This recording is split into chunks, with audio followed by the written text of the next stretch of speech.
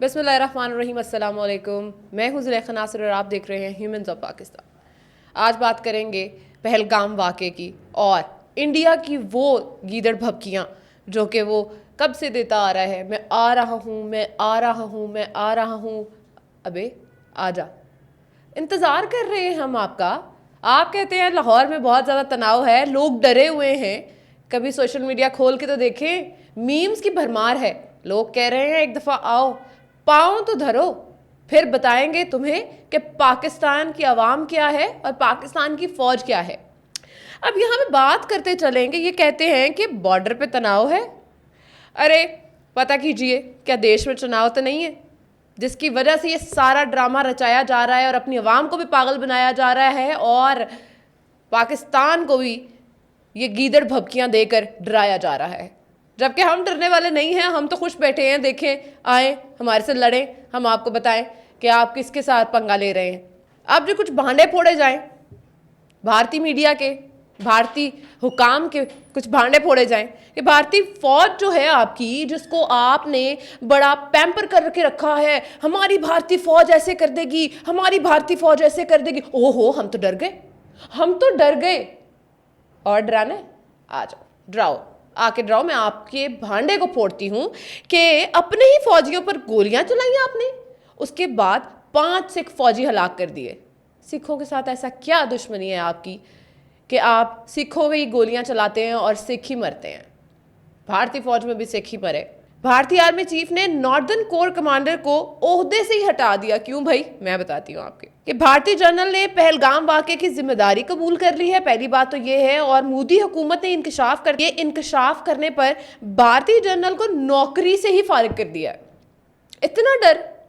اپنے بھانڈے پھوٹیں تو آپ جنرلز کو نوکری سے ہٹا دیں. ارے میں کہتی ہوں، ہمارے آرمی چیف کو، سید عاصم منیر صاحب کو یاد تو ہے نا نام؟ سید عاصم منیر صاحب کو دنیا جانتی ہے. آپ کے آرمی چیف کا تو مجھے نام نہیں پتا. میں کہتی ہوں ہمیں کیا، آپ کے اپنے لوگوں کو ان کا نام نہیں پتا. پہلے نام لے کے آئیں ان کا، پہلے بتائیں کہ آپ کے آرمی چیف کون ہے، پھر بات کیجیے گا. کہتے ہیں کہ اگر بھارت میں کوئی بس سے بھی گر جائے تو کہا جاتا ہے پاکستان والوں نے گرایا. ارے پاکستان والے اتنے فارغ بیٹھے ہیں کہ آپ کے لوگوں کو آ کے مار کے چلے جائیں گے اور آپ کی انٹیلیجنس اداروں کو پتہ ہی نہیں چلے گا. ایسے کریں کہ وہ جو ایریا ہے نا جہاں آ کے پاکستانی فوجی، پاکستان کے لوگ گھس کے آپ کے لوگوں کو آ کے مار جاتے ہیں، معصوم نہتے لوگ، وہ بارڈر ایریا، وہ جو ایریا ہے وہ بھی پاکستان کو دے دیں. کشمیر تو آپ سے سنبھالا نہیں جا رہا، کشمیری تو ویسے ہی نفرت کرتے ہیں آپ سے. اب ایسے کریں، وہ جہاں پہ ہم آ کے آپ کو اٹیک کر جاتے ہیں نا، آپ کے مطابق وہ ایریا بھی ہمیں دے دے، کیونکہ آپ تو اس قابل ہی نہیں ہیں، آپ تو ہجڑے ہیں، آپ سے کچھ نہیں ہونے والا. اس لیے وہ پاکستان کو ہی دے دیں، پاکستان سنبھال لے گا. کوئی بات نہیں، کوئی بات نہیں.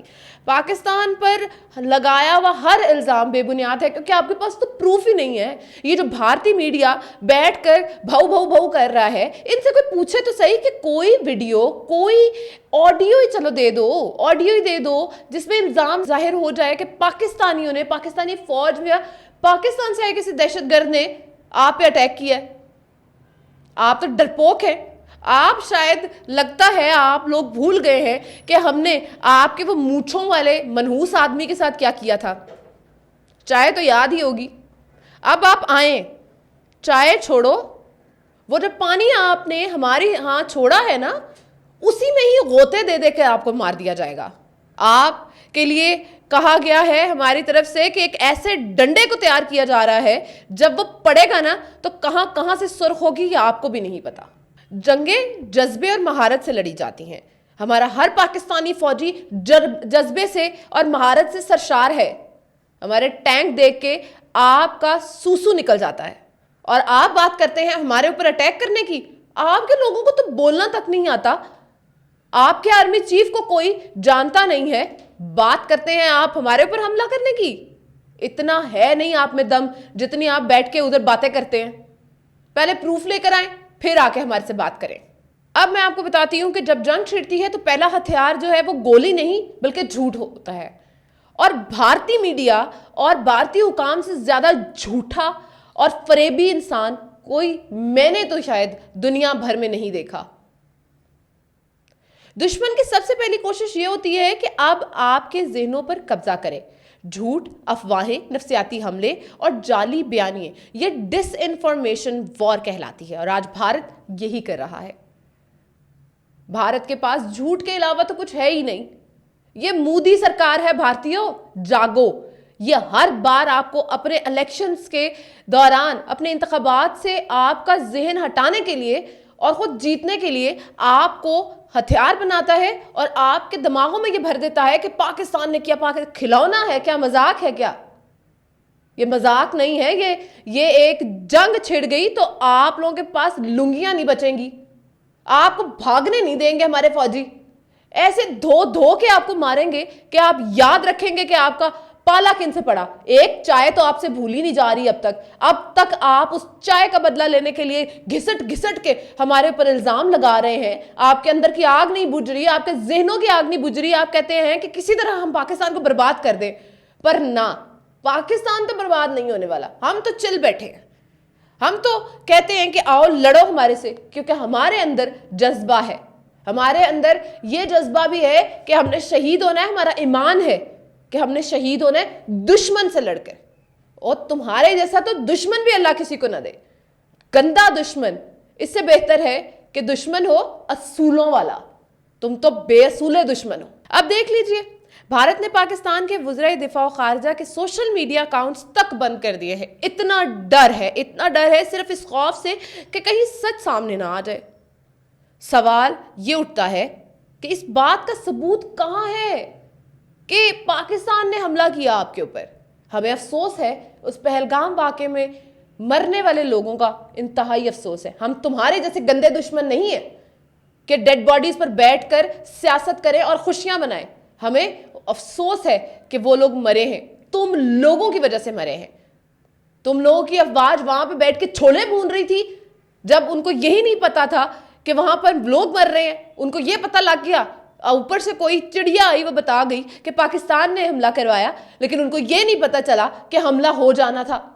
انٹیلیجنس ادارے آپ لوگوں کے اتنے زیادہ کرپٹ ہیں، اتنے زیادہ فالتو ہیں کہ ان کو یہی پتا نہیں چلا۔ ہماری انٹیلیجنس کو دیکھیں، چڑیا پر بھی مارتی ہے تو انٹیلیجنس کو پتا لگتا ہے کہ یہ کام ہونے والا ہے، اور تمہاری انٹیلیجنس فارغ ترین، دنیا کی فارغ ترین فوج، دنیا کی فارغ ترین انٹیلیجنس آپ کے پاس ہے، سنبھال کے رکھیے۔ بلکہ ایسے کیجئے کہ کوڑے میں پھینک دیجئے، یا ادھر جنگ کے لیے بھیجئے، ہم خود ہی سنبھال لیں گے ان ساروں کو۔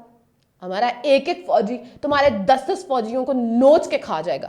مت بھیجو، وہ بیچارے فوجی تم لوگوں کے ترلے ڈال رہے ہیں، منتیں کر رہے ہیں، ہاتھ جوڑ رہے ہیں کہ ہم آپ لوگوں کے ساتھ پاکستان کے خلاف جنگ نہیں لڑیں گے، لیکن آپ لوگ انہیں گھسیٹ کے جیسے بچے کو پہلے دن سکول بھیجتے ہیں ویسے ہی ان کو بھیج رہے ہیں۔